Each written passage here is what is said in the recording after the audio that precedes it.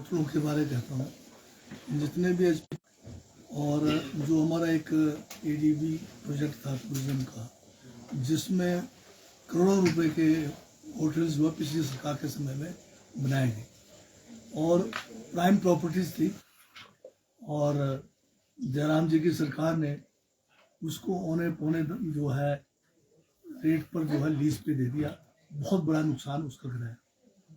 जहाँ तक ये 18 होटल्स जिसको अभी माननीय जो है हाई कोर्ट ने बंद करने के आदेश दिए हैं, मैं समझता हूँ कि इस आदेश के बारे में हमें जो है गंभीरता से आगे विचार करने की ज़रूरत है। हमें आगे कानूनी जो भी सहायता मिल सकती है उसके लिए जाएंगे, क्योंकि इनमें से ज़्यादातर होटल्स हैं प्राइम लोकेशन पे सिचुएटेड है, और अगर किसी जगह पे 40% ऑक्यूपेंसी हो रहा है तो पूरे साल में 100% ऑक्यूपेंसी होटलों में कभी भी नहीं होता, क्योंकि हमारे प्रदेश में जो है विंटर टूरिज्म अलग है, समर अलग है, मानसून अलग है, तो कई जो है सीजन में कम और ज़्यादा होता है। परंतु मुझे समझ नहीं आया कि अब जो बिजनेस करना है या जो कॉरपोरेशन चलाने हैं उसको भी अगर हम किसी कोर्ट के आदेश से बंद करेंगे तो जो हमारे एम्प्लॉयज़ हैं उनका मतलब कैसे हम उनको तनख्वाह दे पाएंगे। अब जबकि ये होटल्स जो है ऐसे समय में बने प्रदेश में जब हिमाचल में टूरिज्म को बढ़ावा देने की जरूरत थी, और इन होटल्स का बहुत ज़्यादा योगदान रहा है उन इलाकों में टूरिज्म को बढ़ावा देने के लिए और उस इलाके के लोगों को रोजगार देने में। तो ये जो है इसके ऊपर हम विचार करेंगे, और जहाँ कोई कमी है उसको दुरुस्त करके इनको जो है बढ़िया तरीके से चलाने की जरूरत है। सर, एक तरफ भाजपा कह रही है कि वो अपने मित्रों को देने की तैयारी कर रही है। मित्रों को तो भाजपा की सरकार ने दिया ना, जो 40-40 करोड़ के 70-70 करोड़ के जो होटल्स बनाए हैं वो बिना कोई सोचे समझे बहुत ही कम दामों पे दिया। अब आप चुनाव का हिसाब लगाएंगे, बढ़िया लोकेशन सारा का सारा जो है जो वहाँ प्रॉपर्टी बनी थी महिंद्रा क्लब को दे दिया। बताइए कितने में दिया है वो। जयराम जी उसका हिसाब तो दें, पहले अपने वहाँ से शुरुआत करें। हम तो जो है इसको चलाना चाहते हैं, बढ़िया तरीके से चलाना चाहते हैं। हमने तो जो है वाइल्ड फ्लावर जो है हॉल है उसको भी वापस कोर्ट के में जाकर अपनी दलीलें रखकर अपने फेवर में किया है। हम तो हिमाचल में टूरिज्म को बढ़ावा देना चाहते हैं, और जो हमारे एसेट्स हैं हम उन एसेट्स को जो है एक धरोहर के रूप में रखना चाहते हैं। अब चायल है हमारा मशहूर है, आप उसको क्यों बेचने की बात सोच रहे हो? बीजेपी कह रही कि हिमाचल को नीलामी पर खड़ा कर दिया है कांग्रेस सरकार ने, आर्थिक प्रबंधन ठीक नहीं है। बीजेपी के अध्यक्ष, राष्ट्रीय अध्यक्ष हो या हिमाचल के अध्यक्ष हो, सबका आरोप यही है कि हिमाचल प्रदेश में स्थिति ठीक नहीं है, सरकार काम ठीक से नहीं। एक बात तो आपको ये समझना चाहिए कि बीजेपी जो है सिर्फ एक काम कर रही है हिमाचल प्रदेश की, वो जो है देखना चाहते कि हिमाचल जो है आर्थिक रूप से भी कंगाल हो जाए, और जो है लोकतांत्रिक तरीके से चुनी हुई सरकार को किस तरह से वो गिराए। अब जो इनका ऑपरेशन लोटस था वो फेल हो गया। इसमें जो है इन्होंने हर तरह का जो है जो भी इनके पास शक्तियां थी, जो भी तौर तरीके थे, गलत तौर तरीके थे, सभी को इस्तेमाल करने के बावजूद ये सरकार को गिरा नहीं पाए। अब ये कोशिश में है कि किसी तरह से आर्थिक रूप से जो है प्रदेश कंगाल हो जाए, और उसके लिए इन्होंने किया भी है। अब जब हमने ओपीएस लागू किया तो इन्होंने उसकी सजा हमें दी केंद्र सरकार से कि हमारा जो बोरिंग का जो एक परसेंटेज था उसको कम करके दिया है। जो केंद्र सरकार से हमें सेंट्रल असिस्टेंस मिलता था वो सारा रोक दिया है। तो जो केंद्र में हमारे नड्डा जी हमारे प्रदेश के हैं, परंतु वो हमें जो है सहयोग नहीं कर रहे। जयराम जी तो इसलिए खुश है कि जो है कांग्रेस को कहीं ना कहीं किसी न किसी तरह से कटघरे पे खड़ा करें और जो है गिराए, पर इनके सारे इरादे जो है सब खत्म है। ना ये सरकार को गिरा सके, ना जो है हमें आर्थिक रूप से कंगाल कर पाए, क्योंकि हिमाचल प्रदेश ने अपने जो है कांग्रेस की सरकार ने जो भी गारंटियां हमने जो है चुनाव में दिए थे, हम जो है क्रमबद्ध तरीके से उसको जो है लागू कर रहे हैं। बड़ी गारंटियां हमारी पूरी हो गई है। ओपीएस का हमारा गारंटी पूरा हो गया है। हमारा जो है युवाओं को रोजगार देना है, 2 साल में हमने वो इतने रोजगार दिए जितना भाजपा ने 5 साल में नहीं दिया। तीसरी गारंटी महिलाओं को जो 1500 रुपये जो हमने एक समान राशि देने की बात की है, आज उसी को जो है इन्होंने जो है हरियाणा में, इसी को महाराष्ट्र में, इसी को झारखंड में इन्होंने उतारा है। अगर हमारी स्कीमें खराब थी तो ये क्यों इसको रेप्लिकेट कर रहे हैं दूसरे स्टेट्स में। हाँ, ये अलग बात है कि हमें जो केंद्र सरकार एक सौतला व्यवहार करने के कारण हमें कुछ आर्थिक तंगी है, परंतु उस आर्थिक तंगी के बावजूद हमारे कोई विकास के काम नहीं रुके हैं।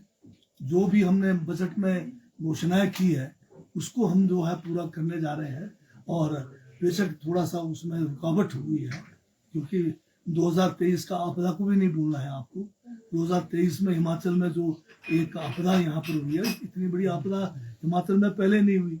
उसमें भी केंद्र सरकार ने हाथ जड़ दिए, एक पैसा आज दिन तक हमें नहीं मिला है। बेशक वहां पर नड्डा जी सेंटर में है, मोदी जी हिंदुस्तान हिमाचल के बारे में यहाँ की सेब की तारीफ करते हैं, परंतु सेब के बारे में मोदी जी का भी जो है, जो इन्होंने वादे किए थे, जो बाहर से जो सेब आयात हो रहा है उस पर टैक्स ज्यादा लगाने की बात थी, 75% था, उसको घटा के 50% कर दिया। आज 34 देशों से जो है, विदेशी देशों से जो है सेब हिमाचल में जो है आयात किया जा रहा है।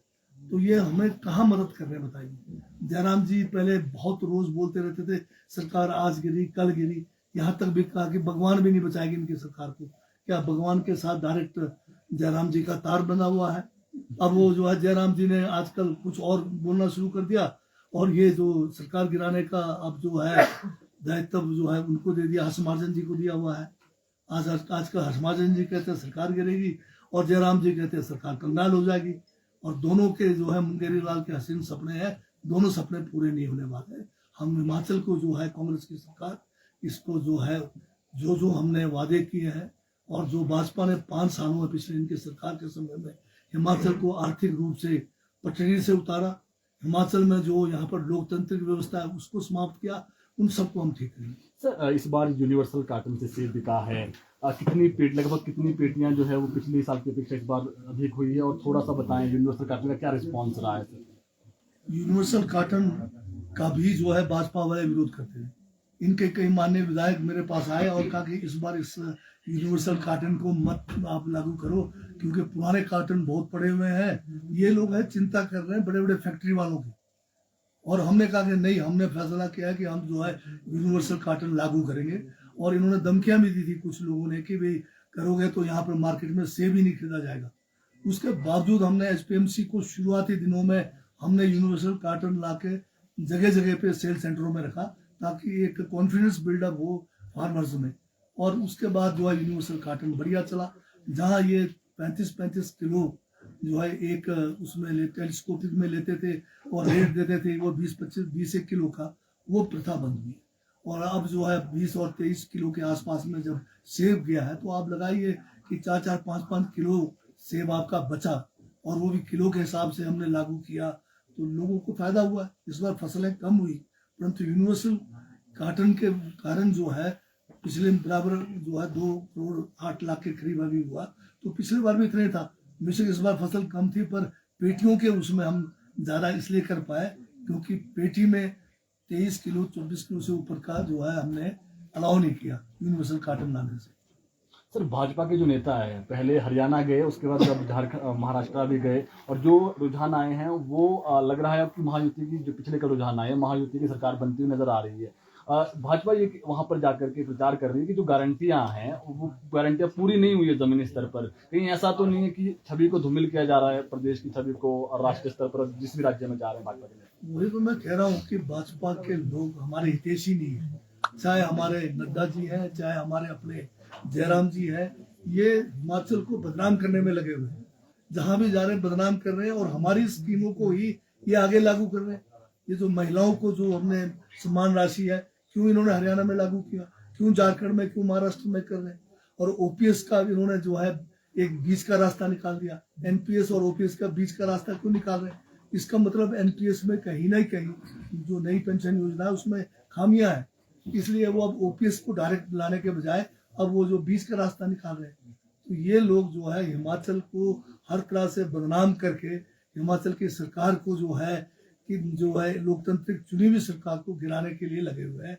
भाजपा का यही काम है और कुछ काम नहीं है। चुनाव ही चुनाव में जाना है, देश में चाहे भूखमरी हो चाहे बेरोजगारी हो, उनसे इनको नहीं लेना है। सर, भाजपा ने एक आरोप और लगाया है कि मॉडल के दबाव में काम कर रही है सरकार। अब माफिया राज तो भाजपा के समय था। ये सारे माफिया जो हम आज जिनसे हम लड़ रहे हैं, ये सारे इनके क्रिएट किए हुए हैं। आज भी अगर आप ईडी जो है सिलेक्टिव जो है रेड करती है, ईडी जो है कोई आप अगर सही मायने में रेड करें तो तब पता लगे ना। ईडी जो है सिर्फ उन्हीं लोगों को तंग करते जो इनके पास नहीं जाते, बीजेपी में ज्वाइन नहीं करते हैं। और जो जितना बड़ा भ्रष्टाचारी हो, अगर वो बीजेपी में चले जाए तो वो फिर वॉशिंग मशीन में साफ होकर धुल जाता है। तो ये तो हमें सोचना पड़ेगा कि इस देश में चल क्या रहा है। लोकतंत्र खतरे में है, संविधान खतरे में है। ईडी सीबीआई लेनी देनी जितने भी इनके पास है, ये सारे इनके कठपुतले बने हुए हैं और ये केवल सिर्फ अपने फायदे के लिए इनको यूज हो रहा है। अब समय आ गया है कि इस देश के अंदर लोगों को सोचना पड़ेगा कि कब तक हम इसको झेलेंगे। अब इसको जो आज तक हम अत्याचार झेल रहे हैं, अन्याय झेल रहे हैं, जो लोकतंत्र को के ऊपर इतना बड़ा खतरा मंडरा रहा है, अगर भाजपा का अगर यही राज रह जाएगा तो देश हिंदुस्तान जो है कश्मीर से कन्याकुमारी तक एक नहीं रहने वाला। आज मणिपुर में आप देख रहे हैं कि वहाँ के हालात देखिए, वहाँ पर जो है ऐसे हालात जो है राजा महाराजों के जमाने में भी नहीं होता था कि जो है महिलाओं को निर्वस्त्र करके पूरे के पूरे गलियों में घुमाया जाए। आज तक कभी सुना नहीं था, ये भाजपा के राज में हुआ। आज जो लोग हैं उग्र हो रहे हैं। आज जम्मू कश्मीर के लोग जो है 370 हटाने के बाद क्या ये लोग खुश हैं? आपने वादा किया था इनको राज्य का दर्जा देने के लिए। आज जो है आपके लेह लद्दाख से लोग पैदल दिल्ली पहुंच रहे हैं, पर दिल्ली में भी आप इनकी बात नहीं सुन रहे। जो अगर इस तरह से अगर नीचे ऊपर चारों तरफ हाहाकार मचा हुआ है, ये देश की एकता और अखंडता के लिए खतरा है भाजपा। सर, प्रदेश सरकार के 2 साल का कार्यकाल पूर्ण होने जा रहा है और बिलासपुर में जश्न की तैयारी में कांग्रेस। हाँ बिल्कुल, 2 साल का, क्योंकि आप जानते हैं कि हम एक बहुत बड़े खतरे से, लोकतांत्रिक खतरे से, संविधान के खतरे से उभर के आए। हमें खुशी इस बात का भी मनाना चाहिए सबको मिलकर कि जो चुनाव के द्वारा चुनी हुई सरकार को, लोकतांत्रिक तरीके से चुनी हुई सरकार को भाजपा जो है गिराने में सफल नहीं हुआ। बेशक उन्होंने अरबों रुपए इसमें जोड़ दिए, इसमें जो है हर प्रकार का प्रलोभन दिया गया, दल बदल के कानून को दरकिनारे किया गया।